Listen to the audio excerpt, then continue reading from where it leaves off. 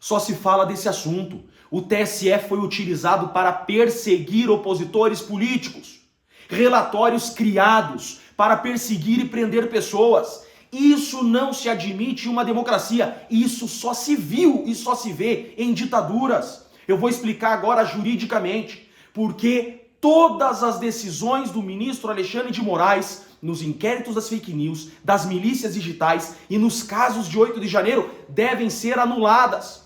Os presos devem ser imediatamente postos em liberdade. A Folha de São Paulo afirma que o gabinete do ministro Alexandre de Moraes no STF pediu relatórios ao TSE por meios não oficiais. E que os documentos para uso no inquérito das fake news eram sobre a atuação de aliados de Jair Bolsonaro. O gabinete do ministro afirma que os procedimentos foram oficiais, regulares e documentados nos inquéritos e investigações com a participação integral da Procuradoria-Geral da República. Não importa que sejam documentos oficiais, foram relatórios realizados a pedido do juiz que investigou, que processou e que julgou o caso. Isso não se admite. O juiz, diz a lei, não pode ter atividade probatória. O juiz não pode pedir a criação de documentos, não pode pedir a criação de provas. Não é bravata, não. É Código de Processo Penal, é lei.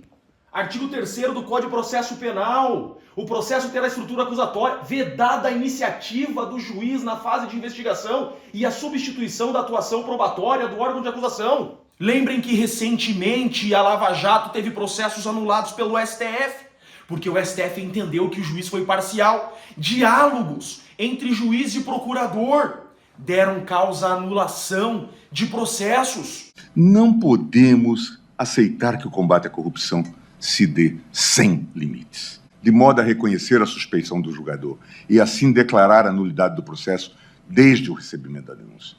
Por fim, ressalto que a suspeição do julgador se fundamenta em fatos concretos e específicos contra Luiz Inácio Lula da Silva, em razão de interesses políticos próprios do ex-juiz Sérgio Moro, determinando a anulação de todos os atos decisórios praticados pelo magistrado no âmbito da ação penal, incluindo os atos praticados na fase pré-processual. Determina ainda que o juiz excepto Sérgio Fernando Moro seja condenado ao pagamento das custas processuais da ação penal na forma da... E agora, o mesmo caso, vazamento de mensagens que demonstram a atividade probatória do julgador. Acabei não colocando tudo, que eu coloquei outras coisas que falavam mais de um 4-2 do que isso. Que foi o que ele pediu, né? Mais um 4-2. Se o senhor falar, eu altero. Talvez seja mais interessante colocar, Eduardo, alterando, pelo seguinte: quem mandou isso aí exatamente agora foi o ministro.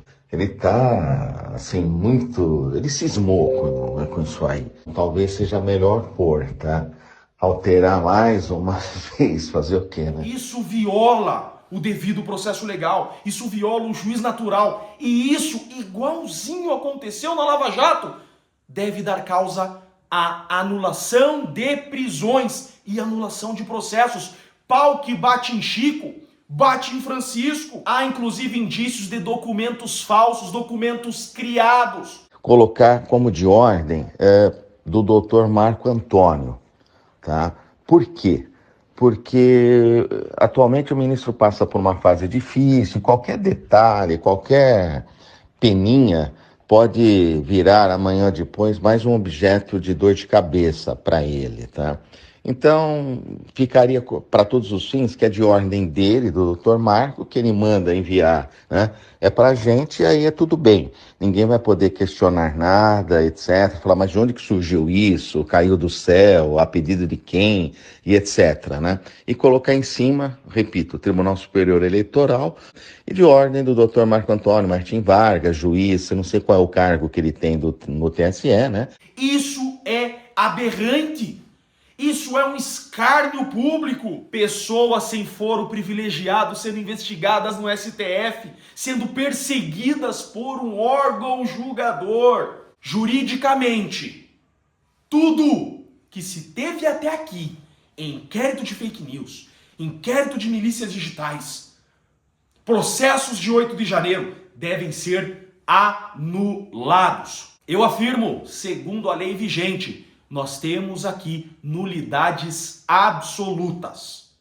Eu sou Jeffrey Chiquini, eu sou advogado. Minha missão é compromisso com a lei, com a Constituição, com a lisura, com a correta aplicação das leis. Por isso eu gravo esse vídeo sim, para que a população saiba que a lei diz que esse caso que está sendo divulgado é ilícito, antijurídico, imoral e nulo.